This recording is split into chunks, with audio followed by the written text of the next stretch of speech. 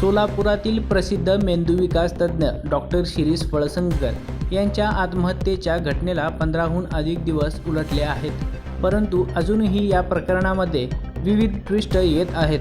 त्यात आता आणखी मोठा ट्विस्ट आला आहे, तो ज्या सुनेवर संशयाची सुई फिरत होती त्या डॉक्टर सोनाली गायब झाली आहे। त्या वडिलांसह परदेशात गेल्याच्या चर्चा आहेत। पहिल्याच दिवशी 6 तासांच्या चौकशीत अनेक धक्कादायक बाबी समोर आल्या होत्या।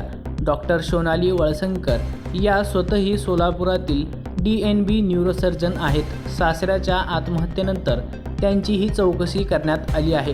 पोलिसांनी याबाबत अधिकृत माहिती देण्यास टाळाटाळ केली असून तपास गोपनीय ठेवण्यात येत असल्याचं सांगितलं आहे। मात्र त्यानंतर आता गेल्या 2 दिवसांपासून डॉक्टर सोनाली या त्यांच्या वडिलांसह गायब असल्याचं बोललं जात आहे।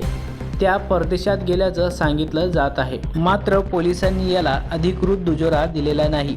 दरम्यान वळसंगकरांच्या घरातील सर्वांची चौकशी सुरू आहे।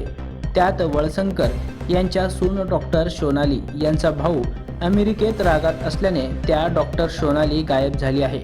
त्या वडिलांसह परदेशात गेल्याच्या चर्चा आहेत। तसेच त्या आगामी काळात मुंबईला स्थायिक होणार असल्याचं देखील सांगितलं जात आहे। तसेच रुग्णालयातील स्टाफने त्या OPD पाहणार असल्याचं सांगितलं जात आहे।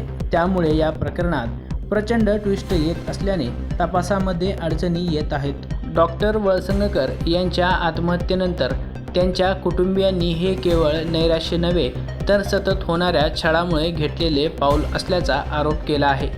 त्यामुळे पोलिसांनी सर्व संबंधितांची चौकशी सुरू केली आहे।